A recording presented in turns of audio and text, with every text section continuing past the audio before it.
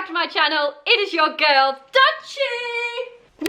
In today's video, we're getting down to the nitty-gritty of lesbian sex. Because why not? I think it's definitely time to start breaking down the stigma and stereotypes surrounding sex chat. The whole negative vibe and stigma surrounding openly talking about sex is strongly fueled by the very minimal sex education that we do receive in high school. I wasn't aware. I thought at least most schools taught at least like heterosexual sex education, but I've had people in my DMs since my last sex education video saying that they hadn't even received that and that they are thankful that at least someone on the internet is talking about it. You're welcome. Sex education is very minimal in most schools, let alone LGBT sex education. So your girl is here and she's queer and she's ready to answer your questions and give you all advice on lesbian sex. It's normal, it's natural, and most, not all, but most humans do engage in some sort of sexual behavior at some point in their life. So why the hell is it still such a taboo topic? Speaking of stigma and stereotypes, just quickly, if you don't already know, I run a podcast called Topics of Taboo, where I speak openly and freely about topics that are seen as taboo in today's society. On Topics of Taboo, I discuss all things sex, love, relationships,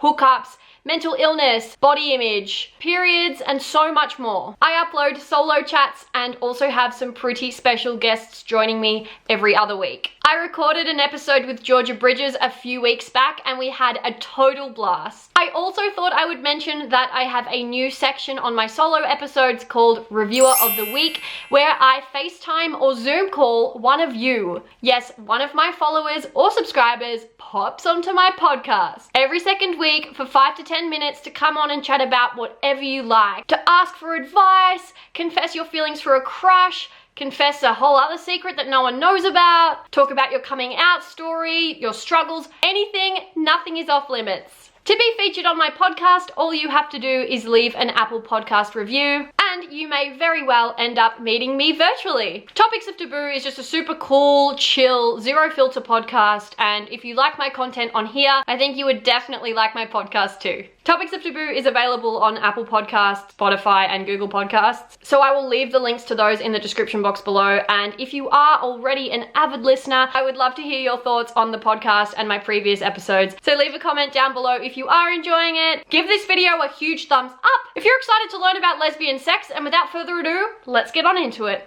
As always, I just wanted to quickly preface this video by saying I am in no way, shape or form a sexual wellness or sexual health expert or sexpert, if you will. Take every single thing I say in this video with a grain of salt, as it is completely subjective and only reliant on anecdotal evidence, personal experience, and the like. B, sex is sex. There is no such thing as lesbian sex. It is just simply easier to title this video as such because a few of the topics covered in this video will relate specifically to like girl-on-girl positions, those sorts of things. At the end of the day, sex is sex regardless of who you're having it with. And it is also super important to remember that lesbian sex is not limited to cisgender individuals or cisgendered couples. Lesbian sex also includes people with vaginas, penises, and people with intersex genitalia. So it's important to keep that in mind. And above all else, point C is for consent. All sexual experiences, acts, sexual encounters must require consent. Please do remember this in all of your sexual encounters. Consent is key, consent is queen, and it must be there. Okay, now with all of those things covered, it's time to give you guys some lesbian sex advice. Let's get into question time, yeah! Question 1.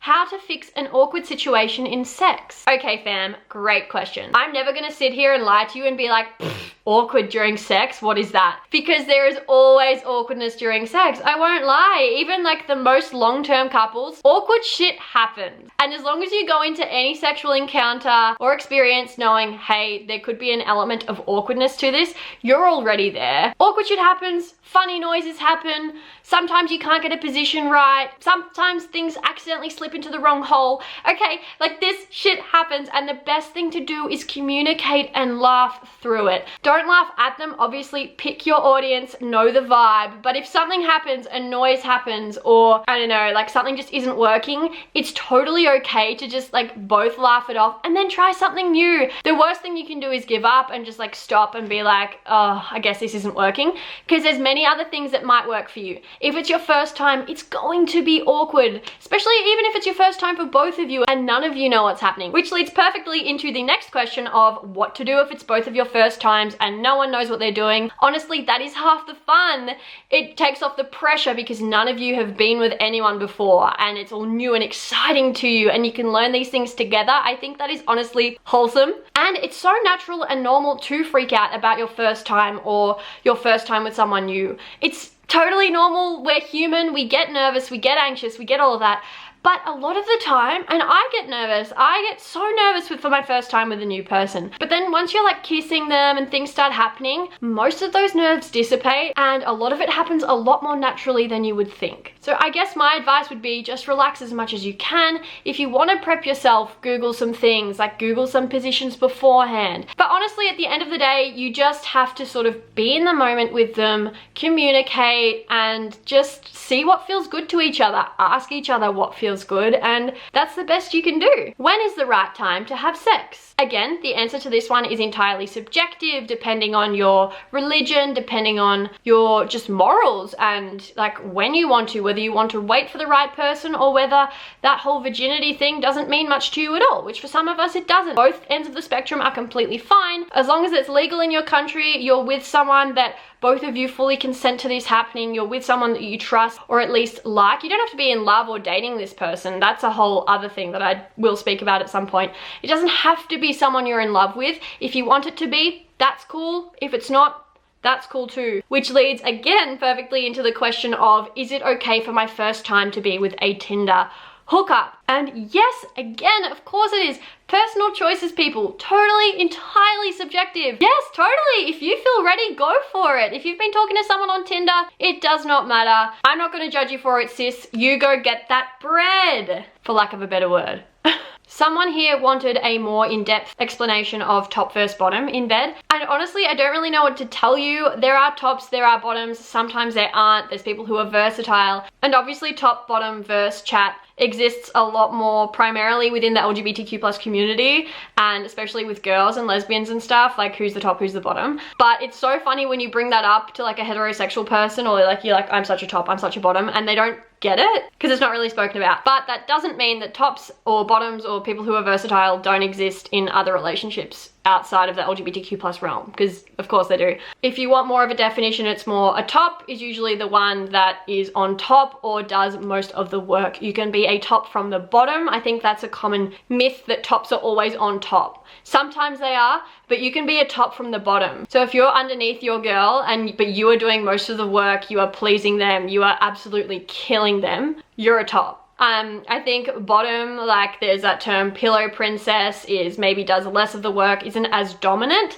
but that's not to say that a bottom can't be dominant at times. Say you're with someone and you do most of the work most of the time, or you're the more dominant one, that sort of thing, you would be considered a top. If you are more of a pillow princess and you sort of just sit there and like let it happen and let your partner do what they want to do to you, not saying you don't reciprocate, you do the same back, that you never really initiate, that sort of thing, I think you're classified as a bottom. That's my take on the definitions anyway. I didn't look that up or anything, that's just how I see it. And then of course there's verse, which is when you're versatile, when you do a bit of both. And I think I'm not a top, I'm not a bottom, I think I'm a verse.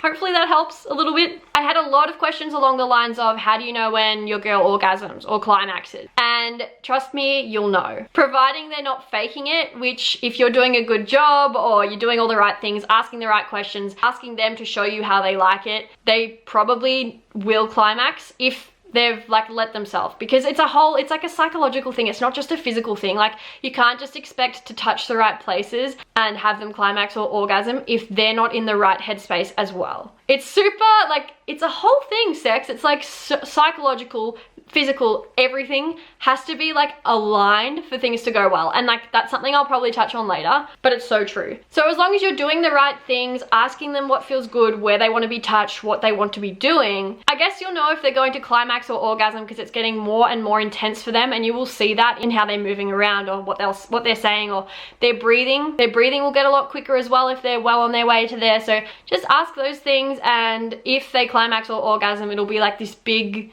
release, or like their body will suddenly relax and like stop, and that's usually when they might make a sound or scream something or move a certain way. You'll know. One person said, my girlfriend's housemate interrupted sex. How do I communicate that this isn't on? This is not okay. Oh boy, the joys of living with housemates, hey? Okay, so I don't really know much about this situation, whether or not they knew what was happening and they still did it, because that's so not on, or if they accidentally walked in without knocking. I don't know how close you are with this girlfriend's housemate. I think it's just a matter of having that conversation, being like, before you come in, can you knock? Or I'm guessing they don't have a lock on their door, so that's out of the question, but maybe like if you're wanting some alone time, maybe there's something you can do with your door. Like, I don't know, like put a hat on your doorknob on the outside or something, and that could mean that you're just not always sex, but you're just wanting to be left alone, you know, you're just wanting some alone time with your partner. But I think a conversation definitely needs to be had, and just be like, hey, like I would appreciate it if your housemate knocked before she, they, them came in, or, you know, I think it's just a conversation that needs to be had, and it should be a pretty easy one to have. I think that's pretty common decency to knock on a housemate's door, especially if you have a partner. Is it a turn off if you haven't been with a girl before? Honey, no, not at all. Of course not. Please don't think that. How do you know if she wants to do it with you? Ooh, welcome to the stage, consent and communication. Honestly, unless she's like clearly throwing herself at you and like both of you have had like a chat of like you both want to get down, so it's like had that open consent and communication there, it's hard to know. It's hard to know how ready someone is or how far they want to go, and that's why communication is so damn important. Just have that conversation. If you feel comfortable, just be like, hey, did you want to have sex? Like, or do you want to experiment? Do you want to do this? Do you want to go a little bit further? What are you comfortable with? And I think it's just all about having that conversation. It doesn't always have to be a verbal conversation. You can get vibes from someone if they're doing stuff to you and like coming on to you, and like you've been making out for a while and things start to heat up. It's always best and most safe to get that verbal consent from them. And just because you've been making out for a while or things start heating up doesn't necessarily mean that they'll want to go all the way, which is completely fine. You can just be in the moment, see where it goes, and then, you know, but I think it's always best to get that verbal consent first. And always remember, keep in mind for either party, it is always okay to stop or want to slow down. It's okay. How important are dental dams? They're just as important as any other sexual protection device. They're just as important as the female condom, the male condom. It's just there to prevent you from getting an STI. So pretty dang important. But if you start seeing someone seriously, or even if not, if you get regular sex checkups and the person you're seeing does too, and you're both clear and negative of anything, then obviously you can have that conversation to use or not use them. But yeah, they're just a precautionary tool that you can use or not use. What is an acceptable length of foreplay for girls? Does it have to be long? Again, entirely up to the individual, couple, whoever's having sex. It's just enough, I guess, to get them ready for sex, get them ready for whatever you're doing. Obviously don't go straight into sex. There usually has to be some sort of foreplay to get your body ready and excited for it. There is no ideal length. Some people like it longer, some people don't need all that much. Up to the individual. I got this question a lot and I get it often. How to finger a girl properly. I'm going to go in depth here as it's one of the last questions. So, okay, I've got notes here and I'm just gonna read them out for you guys. So take notes, sisters, brothers, whoever. How to finger a girl. Start slow. Can't stress this enough. Start slow. No vulva owner wants you to just stick it in and start jackhammering. That's not how it works. Trust me. So start slow, warm up the rest of her body first. If you've been making out already, that's a great start. I think in my experience personally with both men and women, on myself and on other vulva owners, I myself and women I've slept with like it if you warm them up and like tease a little. Some people like a lot of teasing, some people don't. Let's just say like the clitoris is your bullseye, okay? That's where you want to end up. That's where you want to, you know, before you finger them. Work up to it though. Tease her other body parts, like stroke her inner thighs. and work towards her vulva and the clitoris. Like start playing with her clit, and if she likes it there, you can work up to it. Tune into your sexual partner's flow, big one. Like see how they're moving, are they liking it, are they not? Like get them to move your hand to where it feels good and to avoid places that don't feel good. Persistent rhythmic stimulation is the best. So even if you do start slow, make sure it's like persistent and the same sort of speed. You can speed up later if she asks you to or wants you to or whatever, but don't start off really fast, as I mentioned before, because no one wants that. And remember to use both hands at all times. Like you can use your mouth too, you can like do oral at the same time. That's always good. How to tell if a girl wants to go down on, very good question. Even with fingering, like not all girls like being fingered, not all girls like being gone down on. Again, it's a conversation you can have, or even if you start to go down there and then she sort of pushes you away or isn't ready or isn't comfortable for that, it's also a conversation that you can have. Do you like this? Would you like me to do this? Would this feel good? How do I prep down there so I make sure I'm ready for sexy time? Honestly, just have a shower. You don't have to do anything crazy. If you want to shave, shave. If you don't, don't. There's really not that much you need to do. Just as long as you've showered, smelling nice, that's all. Someone asked about how do I do oral well if I have small fingers and a small tongue, and honestly it's more about what you do with those things than how long or big they are. Sound familiar? Honestly, start slow. Ask her what feels good. You can start with the clitoris and start warming that area up. You can use your tongue there, down there. You don't have to go in all that deep with your tongue or for it to feel good with oral. Again, depending on the vulva owner, everyone's wants and needs are different. But I assure you, if you ask your sexual partner what they want and what feels good to them, you'll be able to. Like someone could finger you with a pinky and it could feel good. It just depends on who it is. And I can tell you now, if you're using your tongue and fingers in conjunction in some way, it'll get you places. Is it entirely true and necessary to have short nails? In my experience, yes, whenever I would finger a girl, I would make sure I had short nails and like buff any of those sharp bits out, because the last thing you want to do is scrape or like accidentally nick any area, because that's just totally going to ruin the mood. But again, personal preference, but I think it's just always more comfortable and clean as well if you do. This old gem. How do you know if you're doing it right? Again, you will know. As long as you're asking questions, you're communicating, you are being like, you're aware of their body movements, in tune with how they are, whether they're moaning or not. Are they saying anything? Are they not saying anything? Do they look bored? Do they look totally into it? Is their breathing changing? Ask them. Be like, it's so important. Good sex is all about good communication and consent, obviously, but good communication. Ask them what feels good, what they want you to do, where do they want you to be. It's hot and you're gonna help them get to the end destination, which, love that for you. And my last question here is, how do tops get pleasure from a bottom?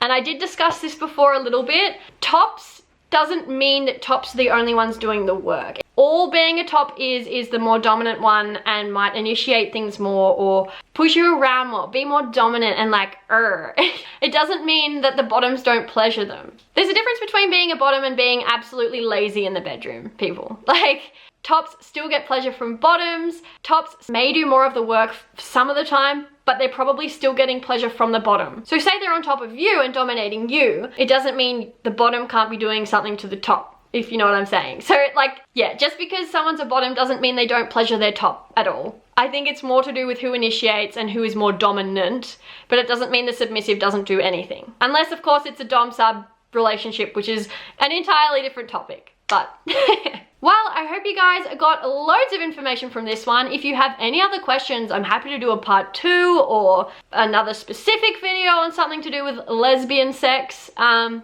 if you did enjoy, please make sure to give this video a huge thumbs up. Subscribe to the fam if you haven't already, and yeah, if you have any questions or comments on anything, please let me know in the comments below. Let's have a chat, and I will see you guys in my next one. Bye!